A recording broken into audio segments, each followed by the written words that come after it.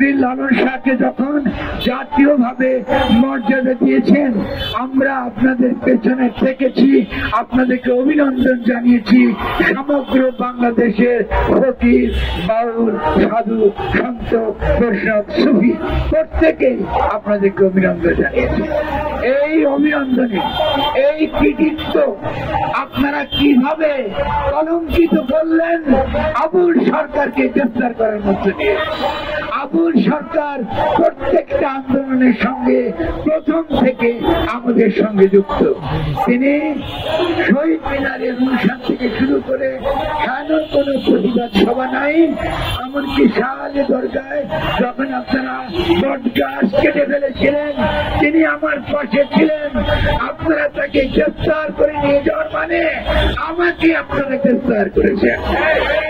আমি এটা মেনে নেব না, এটা পরিষ্কার থাকতে হবে।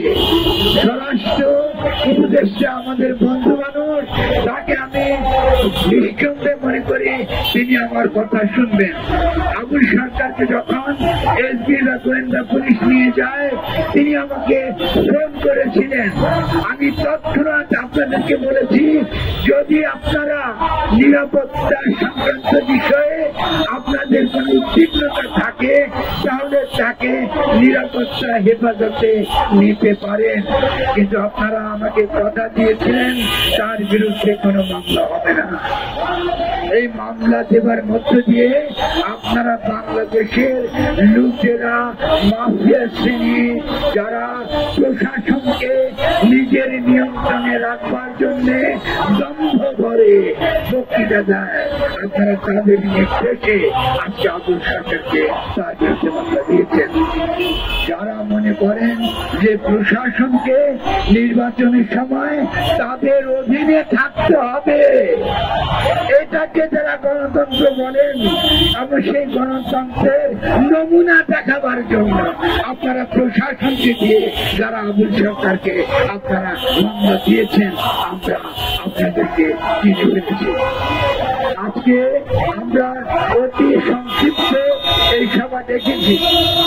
আমরা এই ঘটনা নিয়ে আমরা কোনো বড় ধরনের কিছুই করতে চাই নাই, কারণ সরকার আমাদেরকে প্রতিশ্রুতি দিয়েছেন যে তারা এতকাল যে উগ্র সাম্প্রদায়িক এবং ধর্মবাদী ফ্যাসিস্ট শক্তিকে প্রশ্রয় দিয়েছেন, তারা স্বীকার করেছেন যে তাদেরকে মোকাবেলা করার কোনো ক্ষমতা তাদের নাই।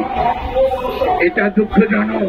যদি তাই হয় তাহলে আগামী দিনে বাংলাদেশের পরিস্থিতি কি হবে এটা আপনারা অনুমান করতে পারেন। আপনারা, আমি দেখেছি আবুল সরকারের অত্যন্ত নিরীহ ভক্ত, তাদেরকে পিটিয়ে আপনারা পুকুরে নামতে বাধ্য করেছিলেন, তাদেরকে আপনারা আহত করেছেন, আপনারা তাদের ক্ষতি করেছেন।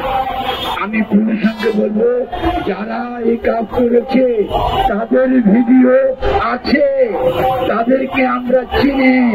যখন তাদেরকে গ্রেফতার করবেন তারা কোন রাজনৈতিক দলের সদস্য এটা এই দেশের নাগরিকরা, এই দেশের জনগণ এটা তারা বুঝতে পারবেন।